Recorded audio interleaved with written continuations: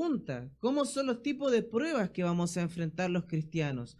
O quizás cuáles son las perspectivas de la vida cristiana. La verdad, hermano, estos 7 versículos que veremos hoy son, hermano, una guía totalmente práctica y fácil de entender. Si usted trajo, hermano, alguna libreta, algún lugar donde anotar, creo que va a agradecer haberla traído. Porque, hermano, si usted lee conmigo el versículo 4, dice aquí la palabra del Señor: antes bien nos recomendamos en todo, y dice, como ministros de Dios. Hermanos, si usted recordará en el versículo 1, el apóstol Pablo se presenta al mismo como un colaborador de Dios, alguien que está uniéndose a los propósitos de Dios. Pero ahora el apóstol pasa a usar otra ilustración, la cual él se refiere a sí mismo como un ministro de Dios, como alguien que está sirviendo a Dios. Entonces, hermano, nosotros escuchamos en muchas ocasiones que debemos servir, estar dispuestos, disponibles, pero si no tenemos claro el cómo y el por qué, vamos a perder rápidamente la constancia. Porque menospreciar, hermano, la gracia de Dios también puede verse y lucir como alguien que sabe qué es lo que se debe hacer en la vida cristiana, e incluso decir qué es lo que se debe hacer, pero aún así no hacerlo.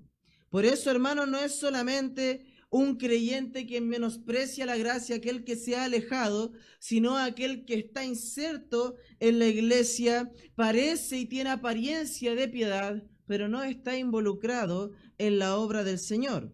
Por eso, hermano, debemos preguntarnos cómo se espera el Señor, cómo debe comportarse un ministro, un siervo de Dios. Hermano, aquí vamos a ver primero que nosotros somos ministros de Dios, pero vamos a ver el tipo de prueba a la que usted se va a enfrentar. Aquí, hermano, en el versículo 4, si usted verá, dice, nos recomendamos, de alguna manera está diciendo, esto me da una evidencia de que yo soy un ministro de Dios, y lo primero que dice es en mucha paciencia. Hermano, obviamente las pruebas en general son una prueba irrefutable, literalmente, de que usted está caminando con Dios. Pero, hermano, si somos honestos, las pruebas que usted puede enfrentar y las dificultades que usted puede enfrentar no siempre son necesariamente algo ligado a la fe. Me doy a explicar. Quizás una enfermedad dura que usted puede enfrentar también la puede enfrentar una persona sin Cristo. Y la respuesta a eso, hermano, no es que quiero decir simplemente que las pruebas son una evidencia de la fe, sino más bien como usted responde y se comporta ante esas pruebas, lo que va a dar verdadera evidencia de la fe. Por eso, hermano, aquí si usted ve en la primera cosa que vamos a ver, dice, en mucha paciencia.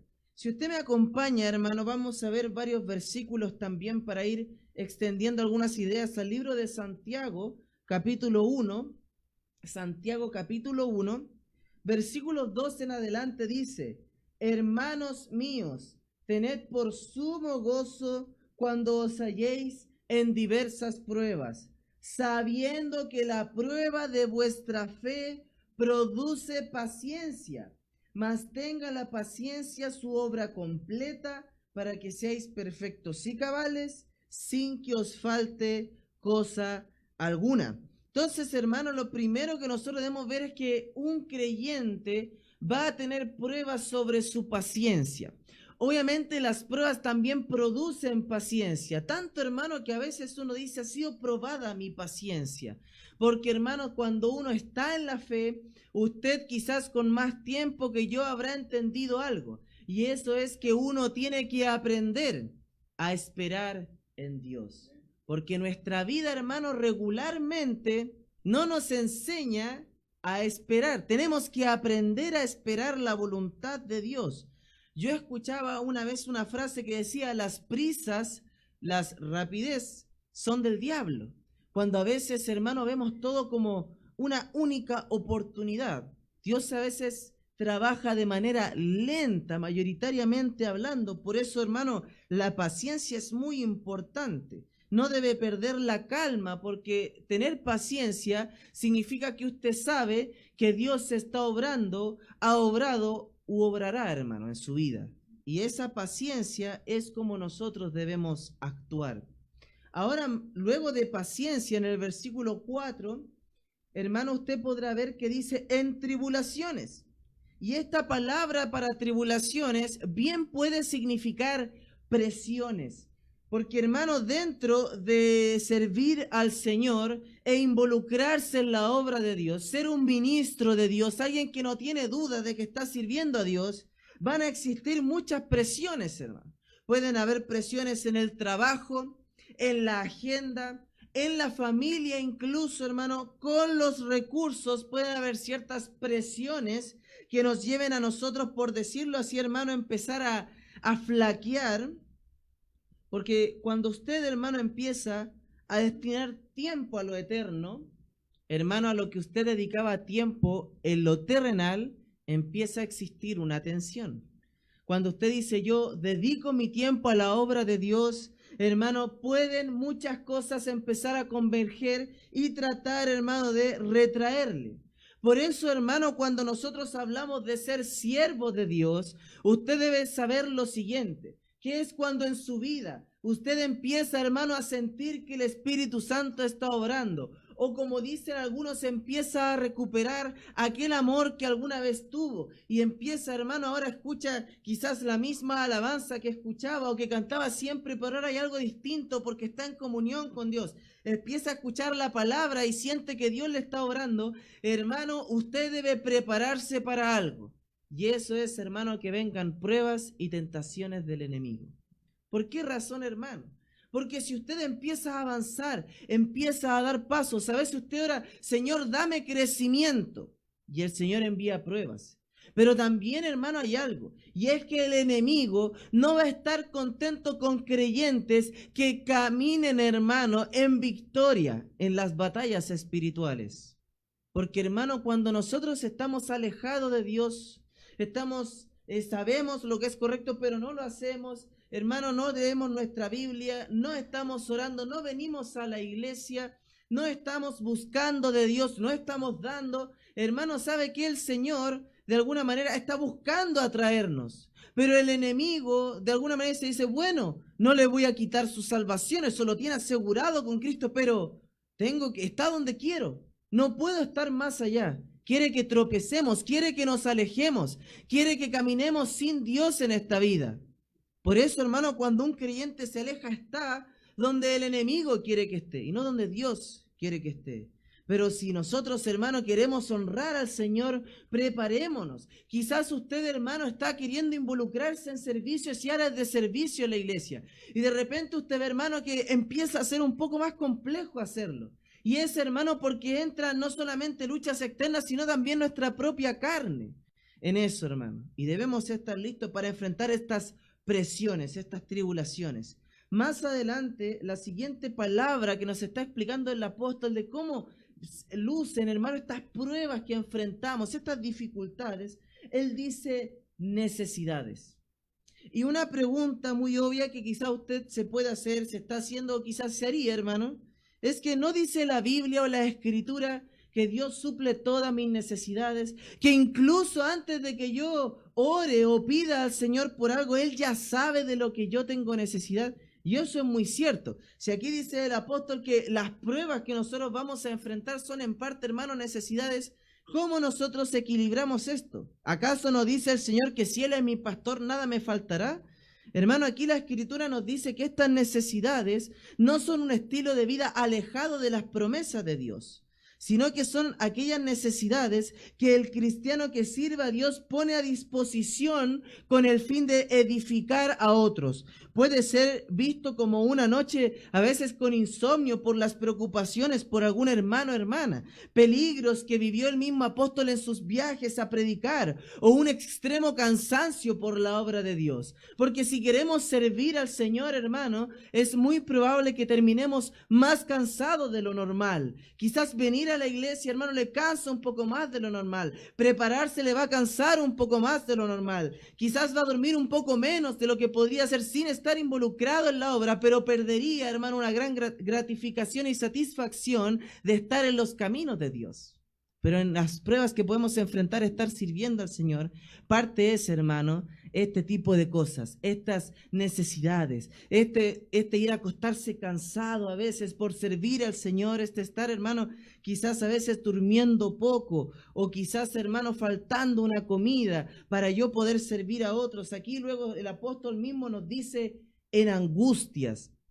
Dice en angustias, y esta palabra habla de estar en estrecho, casi estar en extremo entre la vida y la muerte, entre la comodidad y la incomodidad. Y hermano, tiene mucho que ver, porque cuando nosotros servimos a Dios, parte del servicio, hermano, es buscar la salvación de las almas, es buscar, hermano, que otros crezcan en la vida espiritual, es, hermano, negarnos a nosotros mismos para ser ejemplo a otros.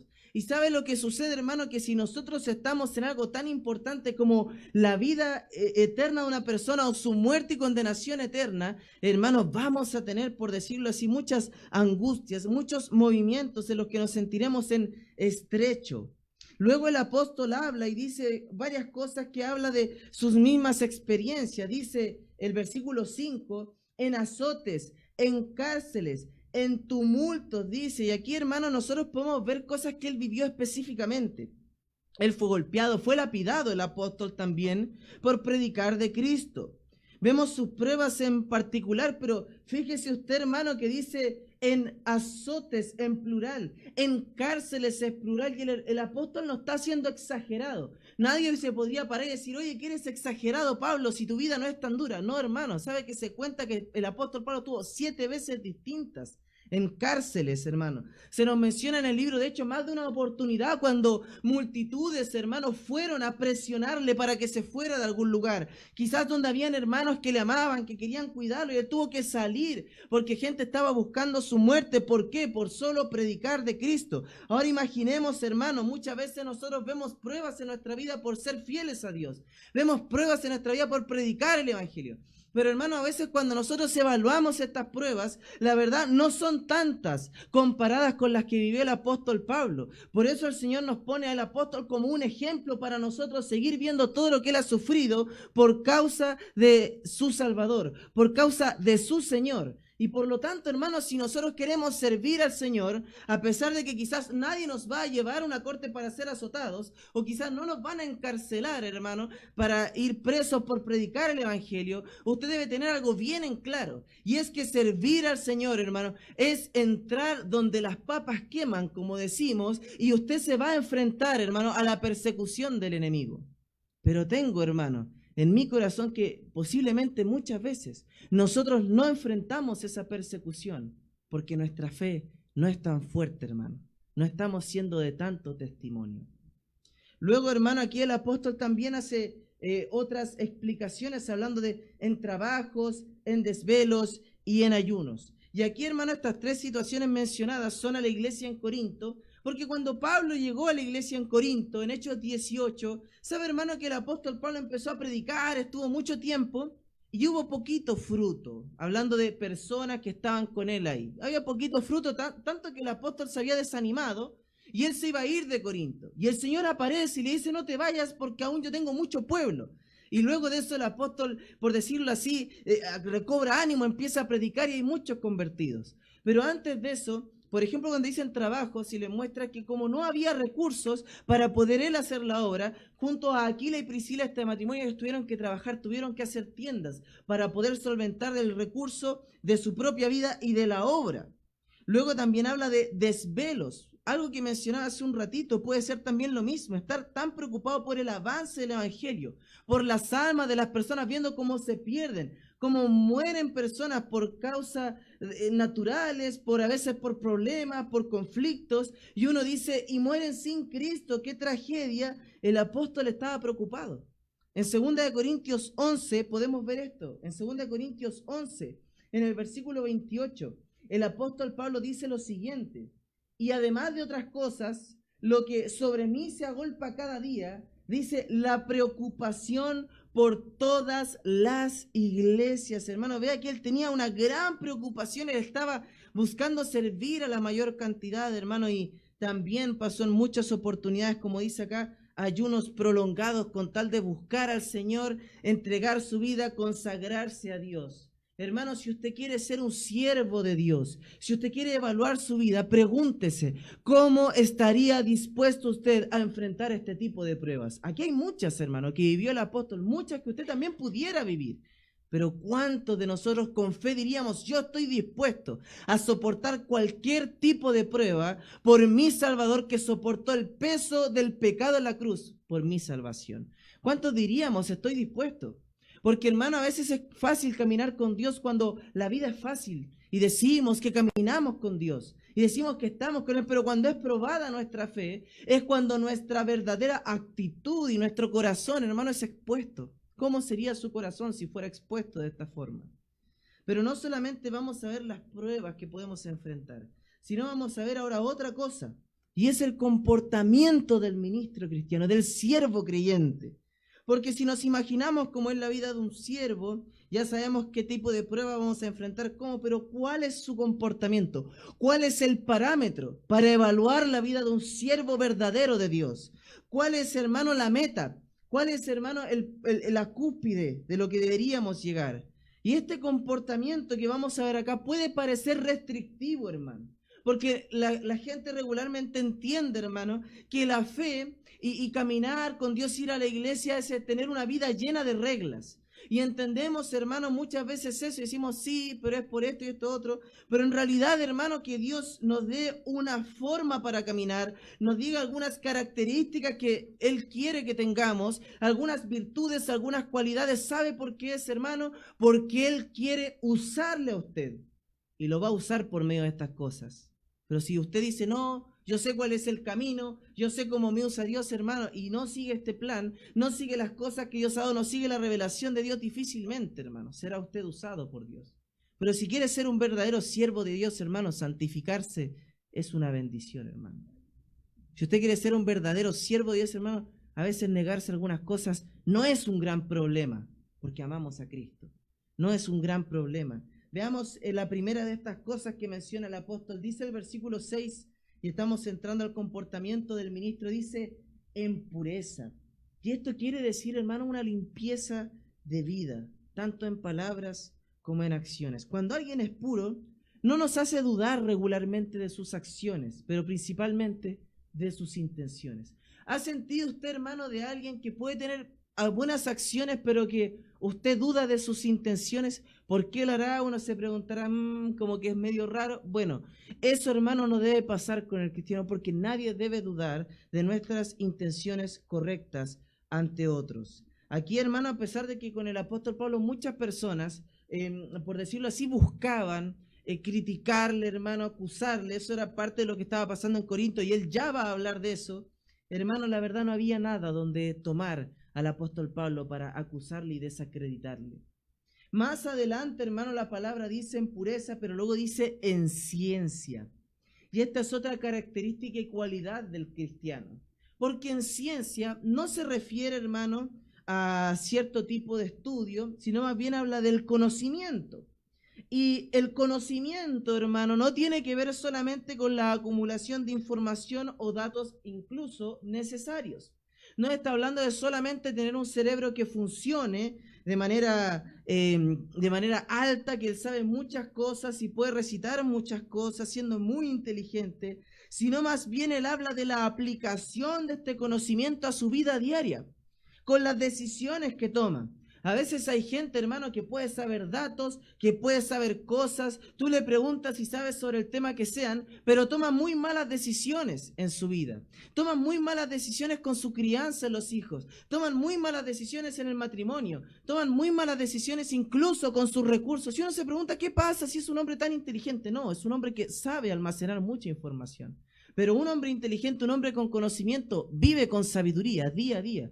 Administra bien sus recursos, su familia, su matrimonio, a sus hijos, hermanos, su vida en la iglesia. Sabe hacerlo porque tiene ciencia, tiene conocimiento aplicado. El mismo apóstol en 1 Corintios 8:1 dice que el conocimiento nos puede envanecer. Porque, hermanos, solo acumular información no es útil si no lo aplicamos en la vida. Luego, hermano, aparece una palabra con la que no estamos familiarizados, que es longanimidad. Y hermano, si usted entiende la palabra longanimidad, ninguno de nosotros dice, hoy día me he despertado lóngamo. Creo que es como la la descripción. Creo que ninguno de nosotros habla así, o longanímico, no sé, hermano, la verdad no sé la conjugación. Pero longanimidad, hermano, viene de dos palabras que habla de un ánimo largo, por eso longanimidad, habla de un ánimo extendido, o sea, cómo viene la palabra. Y es una virtud que tiene su origen en el Señor mismo, porque es la capacidad de poder soportar y ser tolerante con los errores de otros. Un verdadero siervo de Dios está más preparado para emitir gracia que juicio a una persona. Por eso, hermano, ser tolerante con los errores de otros también es manejar nuestro propio autocontrol. Aunque otras personas puedan ser duras con sus palabras e hirientes, un verdadero siervo de Dios no responde al necio conforme a su necedad, sino con una blanda respuesta quita la ira. Así nos dice que es el Señor con nosotros. En Éxodo 34:6, cuando se nos dice que el Señor es lento para la ira y pronto para la misericordia. Hermano, a veces habemos creyentes que nos justificamos, es que yo no puedo pasar que esto suceda, yo no puedo estar tranquilo si esto pasa. El Señor dice, extiende gracia, ten longanimidad, porque tiene un ánimo largo, extiende gracia, perdona, sé misericordioso, y el Señor puede estar ahí parado diciéndonos, ¿acaso no he sido yo así con ustedes? Pero vea también una otra característica, luego de longanimidad dice en bondad, y aquí habla, hermano, de buscar el bien de otros hermanos, debe anteponer su propio bien por el bien de los demás. El mensaje que hoy día el mundo le da a la gente es, piensa en ti primero. Y el Señor dice, piensa en mí y piensa en otros. Piensa en otros, piensa en el bien de otros, piensa cómo servir a otros, porque un verdadero siervo de Dios entiende lo que significa ser un siervo real. Me antepongo por el bien de otros. Imagínense que Pablo está hablando de esto cuando tenía en esa misma iglesia detractores, gente que estaba, hermano, hablando mal del apóstol Pablo, quien había trabajado en esa misma iglesia. Luego, hermano, aparece una mención luego de bondad y dice en el Espíritu Santo. Y esto es curioso, ¿por qué razón? Porque Él no nos introduce al Espíritu Santo con una presentación como quizás pudiéramos nosotros decir sobre la tercera persona de la Trinidad. Sin embargo, esto tiene su razón de ser, puesto que el apóstol reconoce que toda la obra que podemos ver en la vida de un cristiano solo es por medio del Espíritu Santo y su obra en nuestro corazón. Por eso, hermanos, si queremos caminar como siervos de Dios, nosotros debemos anhelar caminar en comunión con su Santo Espíritu. Luego el apóstol pasa a hablarnos de otra palabra, donde nos dice amor sincero. Él ya nos ha hablado un poco de nuestra relación hacia otros, de cómo nosotros debemos comportarnos con otros. Pero este amor sincero, hermano, nos habla no solamente de buscar el bien a los demás, sino de principalmente nos está hablando del amor genuino, puro, que debemos tener por Dios. De un amor sincero, de un amor sin buscar algo. Hermano, es una amorosa relación la que mantenemos con Cristo, donde Él nos ama perfectamente y nosotros buscamos amarle cada día más. En Romanos capítulo 5, el versículo 5, hermano, dice que Dios ha derramado su amor por nosotros. Dice que Él ha derramado tantas bendiciones sobre nosotros, tanto amor que es casi imposible, hermano, nosotros no ser recíproco a ese amor. ¿Ha escuchado usted a alguien decir, oye, es imposible que alguien se lleve mal con esta persona porque él es tan bondadoso? Oye, esta persona siempre está feliz, es imposible estar triste con él. Y a veces nosotros vemos eso, hermano, y es imposible que los cristianos no respondamos con un amor sincero ante un Dios que nos ama tanto, ante un Dios que nos ama tan perfectamente, hermano. Luego el apóstol nos pasa a decir algunas palabras como palabras de verdad. Dice luego de amor sincero, en el versículo 7, dicen palabra de verdad. Para esto, hermano, quiero que me acompañe a Efesios 1. Quiero que veamos un versículo aquí, hermano, en Efesios capítulo 1, que usa esta misma ilustración. Efesios 1, el versículo 7, esta misma frase. Dice, en él también vosotros, habiendo oído la palabra de verdad, estamos en Efesios 1:13, dice, en él también vosotros habiendo oído la palabra de verdad, dice, el evangelio de vuestra salvación, y habiendo creído en él, fuisteis sellados con el Espíritu Santo. Y eso es, hermano, porque la única palabra de verdad que el mundo necesita escuchar es que necesita arrepentirse y poner su fe en Cristo. Hermano, sabe que si usted pregunta y hace una encuesta, se da el tiempo, va y pregunta a 10 personas, a todos sus vecinos, ¿cuál es el problema que existe en este mundo? ¿Cuál es la solución a todos los problemas? Quizás va a escuchar cosas como, es que nadie piensa en el otro, es que hace falta educación. Y la verdad, hermano, si usted pone cualquiera de estas cosas sin pensar, hermano, en el cambio que ocurre solamente por creer en el Evangelio, cualquiera de esas cosas es infructuosa. No va a dar ningún resultado, por lo menos no uno duradero. Hermano, lo único que puede cambiar y transformar nuestra sociedad, lo que necesita este mundo es escuchar la palabra de verdad. El Evangelio por el cual las personas pueden ser salvos. Aquí, hermano, nos habla de que servir a Dios es predicar su palabra. Queremos que otros conozcan a Cristo. Queremos que otros le escuchen. Queremos que otros se entreguen a sus pies porque es lo único que puede cambiar el alma de una persona. Nada más lo va a hacer. Y perdemos tiempo en otras cosas. Perdemos tiempo pensando en otras cosas y haciendo otras cosas. Y no, si con esta conversación él va a cambiar. Nosotros decimos, no, si con lo que yo le dije es imposible que no cambie. Hermano, lo único que puede cambiar, piensa en su familia, hermano, su hermano, su papá, su mamá, su esposo, su esposa, puede ser sus hijos que no son creyentes. ¿Sabe? Lo único que va a cambiar la vida es el Evangelio. Usted tiene que predicarlo, tiene que vivirlo, hermano. Tiene que demostrarlo, que ellos puedan verlo, casi que puedan palparlo tocando su piel, hermano.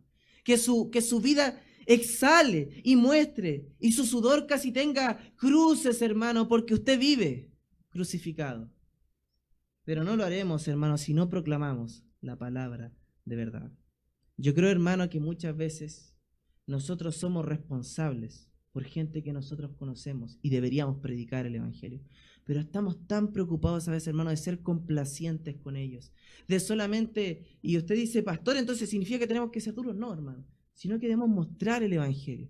A veces nos conformamos con otras cosas. Decimos, no, pero mira, igual mi papá, mi hermano, mi hijo, mi amigo, son buenas personas, sin Cristo, pero son buenas personas. Hermano, a nadie le va a salvar ser buena persona.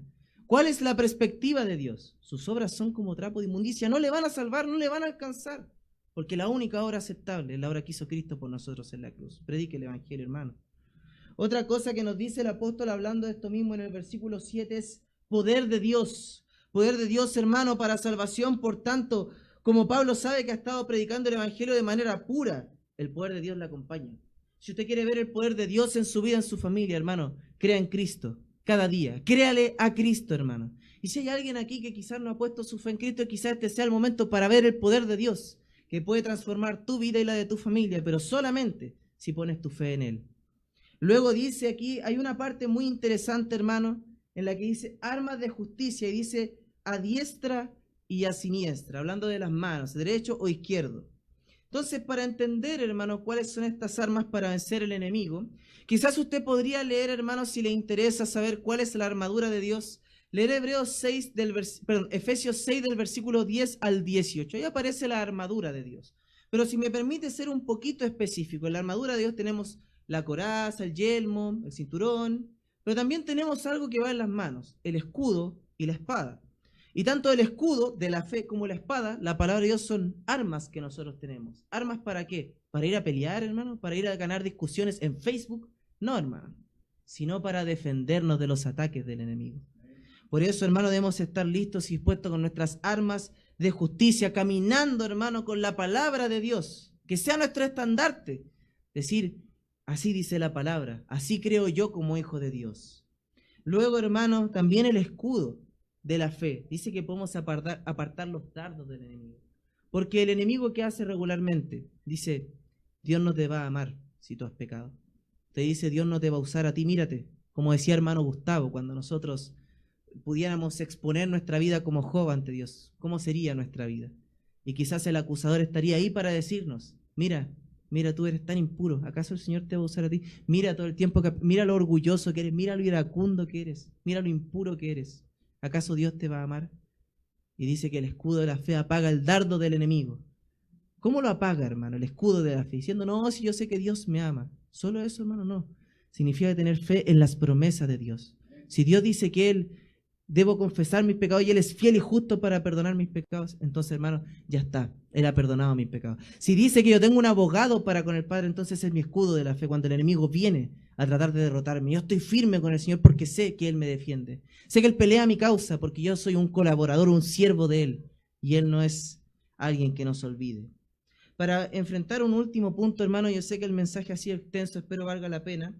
Quiero que vea conmigo, hermano, los últimos 3 versículos, porque aquí nosotros entramos a una parte que yo llamo, y después leí un comentario y me di cuenta que no era el único que se le había ocurrido, la paradoja del cristiano. ¿Por qué razón, hermano? Porque aquí usted va a ver las perspectivas sobre el ministro.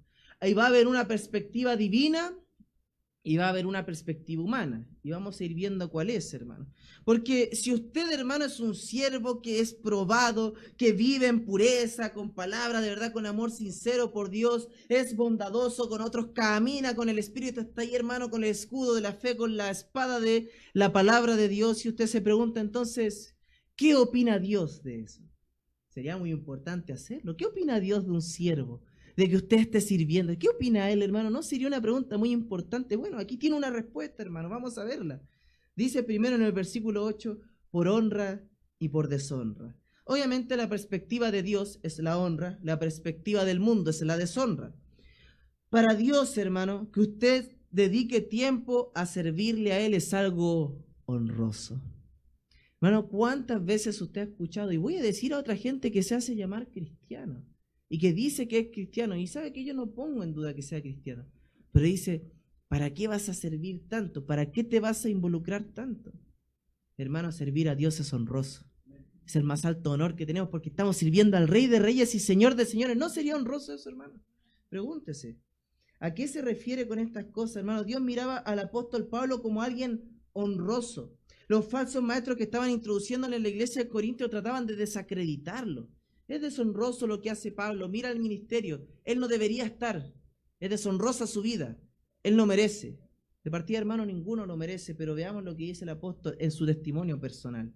Él dice en 1 Timoteo capítulo 1, el versículo 12, lo siguiente. Doy gracias al que me fortaleció, dice el apóstol Pablo en 1 Timoteo 1:12, a Cristo Jesús nuestro Señor, y dice, porque me tuvo por fiel poniéndome en el ministerio. El apóstol sabía que si él estaba en esta posición, si él podía servir, era porque Dios le había puesto a él. Y si estaba en los caminos de Dios, entonces estaba en un camino honroso, aunque el mundo lo viera como algo deshonroso.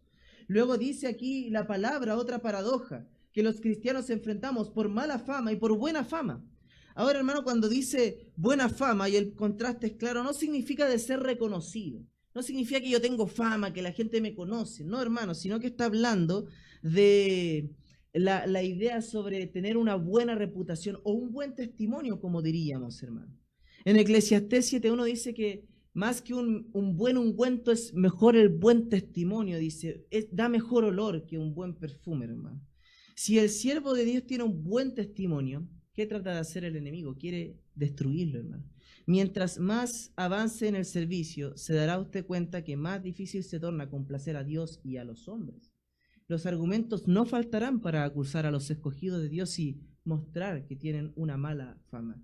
Pero vea lo siguiente, la siguiente comparativa del apóstol. Dice, como engañadores, dice, pero veraces, lo último del versículo 8, engañadores y veraces, hermano. Y uno se pregunta, ¿cómo? Y es que el apóstol, mientras tenía un ministerio veraz, o sea, verdadero, era acusado de ser un engañador. Y hermano, a veces cuando uno sirve a Cristo y le sirve con pasión, y sobre todo para aquel que está guiando o bien involucrado, se preguntan por qué estás engañando a las personas. Dicen, ¿por qué tú no eres alguien de fiar? ¿Acaso tú tienes la verdad? Y hermano, no es arrogante decir que nosotros tenemos la verdad, porque tenemos la verdad porque tenemos la palabra de Dios, simplemente. No es arrogante, hermano, sino es simplemente hablar con veracidad. La predicación del apóstol era verdadera, pero ¿qué decían? ¿De qué lo acusaban? Decían, mira, él se trata de aprovechar de los corintios. En su predicación él trata de ganar cosas por medio de los corintios. Hermano, la predicación del apóstol Pablo, si usted lee, son tan fuertes que es difícil que le haya querido ganarse a la gente por medio de estos mensajes. Y porque eso hace un predicador verdadero, predica lo que Dios ha revelado. Y lo que Dios ha revelado a veces es duro, pero es veraz. ¿Qué prefiere usted, hermano, una mentira dulce o una verdad amarga? Yo prefiero, hermano, un saboreo de mentira, no, para luego llegar a la verdad. No, hermano, la verdad es lo que puede transformar mi alma, lo que me va a dar un golpe de realidad. Pero vivir en mentiras, con engañadores, mucha gente lo hace, hermano. ¿Por qué cree que están tan llenas aquellas iglesias con falsos maestros? Con pastores, hermano, que quieren aprovecharse de las personas, con mutiladores de las ovejas, hermano. ¿Por qué? Porque a veces también nos gusta recibir esa mentira que nos endulce, hermano. Luego dice aquí el apóstol, y aquí, hermano, hay un punto muy bonito porque él dice en el versículo 9 como desconocidos, y dice, pero bien conocidos. No dice conocidos, hermano, solamente, dice bien conocidos. ¿Por qué? Y esto, hermano, tiene porque para el mundo, alguien que se dedica a servir a Dios, que usa su tiempo para la gloria de Dios, que dedica tiempo a servir en lo que sea, es un don nadie, es alguien sin importancia. Muchos dirían, pero eso no tiene ningún valor en la sociedad. Y usted se da cuenta, hermano, cómo muchos países que tuvieron un gran acercamiento con el Evangelio y hablaban de la importancia de la iglesia, de leer la Biblia, de orar, han perdido eso. Y es porque, hermano, dicen, ¿qué de valor tiene eso para la sociedad? ¿Qué importa? Es sin importancia el servir al Señor. Pero sepa lo siguiente, que si usted es un hijo de Dios, no solamente puede conocer a Dios, sino también ser conocido por Dios. Un día, hermano, el Señor le dirá a muchos, apartados de mí, nunca os conocí, hacedores de maldad. Pero vea lo que dice el Señor de los creyentes en Gálatas capítulo 4. Gálatas capítulo 4, el versículo 9. Dice aquí, mas ahora, conociendo a Dios, o más bien, y luego dice, siendo conocidos por Dios. Hermano, no sé si logra usted dimensionar lo que significa estas simples palabras. Usted es conocido por Dios. Hermano, espero que algún día, yo todavía no logro dimensionar que como dice la Escritura, el Señor así como tiene los nombres de cada estrella, también conoce, hermano, su nombre. Pero hermano, piense simplemente en eso. Usted, Dios le conoce. Si usted es un hijo de Él, si ha puesto su fe en Él como Señor y Salvador. Pero si no lo ha hecho, no es conocido por Dios. Solamente aquellos que ponen su fe en Él son sus hijos. Porque para el mundo usted puede ser nadie. Alguien que pierde su tiempo. Pero para Dios, usted es su hijo. Y un buen padre que conoce a sus hijos. Fíjese, aquí viene otra parte importante donde dice, mas he aquí vivimos como, moribundos, mas he aquí vivimos. Y es una palabra muy interesante, no dice muerto pero vivo, no dice así, hermano, dice moribundos pero aquí vivimos, porque desde las dos perspectivas, tanto la del mundo como la divina, Pablo estuvo en muchas ocasiones a punto de morir, con muchas enfermedades, con dolencias, con persecución, y el apóstol dice, como moribundos, porque así ando, pero he aquí vivimos. Es como si estuviera sorprendido, hermano, de que aún permanece con vida. No para disfrutar la vida, para tener y cumplir los proyectos que nunca había podido cumplir. Gracias, Señor. No, dice, gracias, Señor, por darme más vida para servirte, por darme más vida para honrarte. Gracias, Señor, por poder dedicar mi tiempo a ti. Señor, qué tremenda bendición. Veía el apóstol, se asombraba de estar vivo, porque decía, mientras estoy en el cuerpo tengo un propósito dado por Dios. Luego vuelve a decir, como castigados, mas no muertos. Y esto, hermano, tiene que ver mucho con la perspectiva del mundo, porque para los judíos de aquella época, recibir algún tipo de calamidad, de enfermedad, etcétera, era ser castigado por Dios. Y él está tratando de que ellos vean que, a pesar de que podía él notarse, a ver, de todos los dolores que tenía, podía haber sido como alguien que parecía haber estado castigado por Dios, dice, no he muerto. Porque, hermano, hay algo al final de cada prueba, cuando usted enfrente cualquiera de las mencionadas anteriormente, hermano, y es que el Señor a usted le sostendrá. Incluso la prueba cuando usted esté más caído, más derrotado, más dolido, el Señor siempre está ahí, hermano, para sostenerle. Hay una canción que dice eso, hartas veces, dice, Él me sostendrá. Porque así es, hermano. Él le va a sostener. Puede parecer que su vida es un despropósito, que Dios no le ama, según muchas personas, pero ¿cómo? Tú sirves a Dios y te pasa esto, dice. Tú eres tan bueno y te pasa esto. Y usted dice, el Señor me sostiene siempre. Luego nos dice la palabra, entrando al versículo 10, hermano, el último versículo de paradojas, por decirlo así, de cosas contrarias entre la perspectiva del mundo y la perspectiva de Dios sobre usted, en la cual dice, como entristecidos, dice, mas siempre gozosos. Obviamente siempre gozosos habla de como nosotros nos ve Dios, personas siempre gozosas. El mundo consideraba a Pablo una persona entristecida por las circunstancias que atravesaba. Todos diríamos, oye Pablo, ¿sabes que tu vida es tan triste? Yo estaría triste si no fuera. ¿Tú qué pasa contigo? ¿Por qué tienes gozo? Porque él había enfrentado el abandono de algunos creyentes. Duele más de lo que parece, hermano. Los enemigos que tenía por doquier. El estado de algunas iglesias, Corinto entre ellas, hacían suponer que él era un hombre triste, casi poco exitoso con lo que había hecho con su vida. Pero el gozo no puede perder a aquel que ha puesto su gozo en el Señor. Porque el Señor siempre es fiel. Porque el Señor siempre nos ama. Porque el Señor siempre nos da gracia para el día a día. Porque el Señor siempre está con nosotros. ¿Cómo, hermano? Vamos a perder el gozo si Dios está siempre con nosotros. Por eso dice, para el siervo de Dios, a pesar de que los problemas estén fuera, el gozo permanece en el corazón. El gozo es el distintivo de un verdadero siervo de Dios. Luego hay dos ilustraciones que se parecen, pero son bien distintas. Dice, como pobres, más enriqueciendo a muchos. Y hermano, la perspectiva del mundo sobre Pablo era de que él era un hombre pobre económicamente. Un hombre que no tenía muchos recursos, no tenía mucho que dar. Pero, de eso no nos queda duda, pero para el mundo, a pesar de que era un hombre pobre, siendo un siervo de Dios, él tenía su poder, en sus palabras, el poder de Dios y la riqueza de Dios. Él con su predicación podría traer tantas riquezas espirituales a la gente que a pesar de ser un hombre pobre, tenía las mayores riquezas en su corazón, en su mente, en sus pergaminos, como él dice, para poder explicarlo a otros. Quizás para muchos podrían decir, ¿y qué me va a dar Pablo? ¿Qué me puede compartir él? Mira, no tiene nada. Pero todos decían, enriqueciendo a muchos. ¿Por qué? Porque los tesoros de Dios, más valiosos que cualquier cosa, él los tenía y los explicaba y los compartía. E iba por todas partes de los que pudo ir, hermano, predicando para que otros conocieran estos tesoros. Enriqueciendo a muchos, dice. Y luego termina diciéndonos, como no teniendo nada, más poseyéndolo todo. Para el apóstol Pablo ante el mundo, él no tenía nada.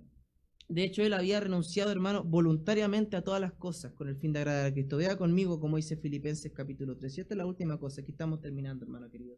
Dice Filipenses capítulo 3 lo siguiente. Filipenses capítulo 3, el versículo 7 y 8 dice, pero cuántas cosas eran para mí ganancia. Las he estimado como pérdida por amor de Cristo. Y ciertamente aún estimo todas las cosas como pérdida por la excelencia del conocimiento de Cristo Jesús, mi Señor, por amor del cual lo he perdido todo y lo tengo por basura para ganar a Cristo. ¿Sabe qué hizo el apóstol, hermano? Dejó de lado todo lo que él sabía que le podía quitar simplemente, hermano, tiempo para servir al Señor. Él dejó de lado todo lo que podía mover su corazón de amar a Cristo con todo su corazón día a día. Y él lo dejó por basura. Todos aquellos títulos que él tenía, que la gente podía reconocer, siendo hebreo de hebreos, siendo enseñado por Gamaliel, todas esas cosas, él dice, para mí eso no es nada. Eso es basura. No poseo nada de eso. No tengo nada aquí en este mundo, pero tengo muchos tesoros en el mundo venidero, en la presencia de mi Padre, en la casa de mi Padre. Si no así, hermano, vea, como dice Romanos 8:17. Romanos 8:17. Romanos 8:17. Aquí nos dice la palabra de Dios. Perdón, del 16. Dice el Espíritu mismo, da testimonio a nuestro espíritu, o el Espíritu Santo a nuestra alma, a nuestro ser interior, por decirlo de una forma, de que somos hijos de Dios. Y luego dice, y si hijos, dice Romanos 8:17, también herederos, herederos de Dios y coherederos con Cristo. Si es que padecemos juntamente con Él, para que juntamente con Él seamos glorificados. Hermano, usted siendo un siervo de Dios puede tener algo claro, siendo un ministro de Dios puede tener algo claro. Quizás no va a poseer muchas cosas, hermano. Quizás usted podría decir, yo voy a evitar involucrarme tanto o dar a la obra porque si no doy, entonces tengo para comprarme un montón de cosas. Y si no poseemos muchas, hermano, hacemos tesoros en el cielo. Allá es donde queremos poseer cosas, allá es donde queremos poner la mirada. Allá es donde el Señor nos dice que somos herederos y coherederos con Cristo. Allá está nuestro hogar permanente, hermano. No aquí, hermano. Aquí no. Terminemos, hermano. Muchos principios, muchas características, muchas situaciones que recordar. Pero volvamos a los puntos principales. Un siervo de Dios es alguien que enfrentará diversas pruebas Tiene una lista larga que el apóstol nos da. Casi, hermano, el apóstol nos da como un glosario para que usted siga, para que diga cómo se vive la vida de un siervo de Dios. Y ahí tiene, hermano, tiene varios principios. Pero sepa que en todas esas diversas pruebas, de todas ellas le librará Dios. También debe seguir un estilo de vida que demuestre que es un siervo de Dios para ser usado. Y Dios le proveerá todo lo que usted necesita. Muchas características vimos, 9 para ser exacto. Por último, el siervo de Dios es alguien que, mientras más aceptado es por Dios, más rechazado es por el mundo. El mundo dice que toma como loco todo lo que hacemos por él. Pero el Señor, hermano, lo ve y dice, yo no soy injusto para olvidar lo que tú haces. Por mi hermano, ¿no le gustaría sentir esa aprobación de Dios como alguien que enriquece a muchos, como alguien honroso, como alguien que está sirviendo y está vivo en Cristo, alguien que posee todo, por decirlo así, como íbamos leyendo, alguien que es conocido por Dios, que tiene un ministerio veraz, hermano, que sigue sirviendo gozoso a su Dios? ¿No le gustaría que esa sea la perspectiva de su Dios? Bueno, aquí tenemos una lista, tenemos, hermano, muchas cosas que seguir, muchos mandatos, muchas cosas en las cuales poner nuestra mirada, muchas metas a las cuales llegar, las cuales, hermano, yo le prometo que si usted las hace, va a poder ver la buena mano de Dios en su vida, como ministro y siervo de un Dios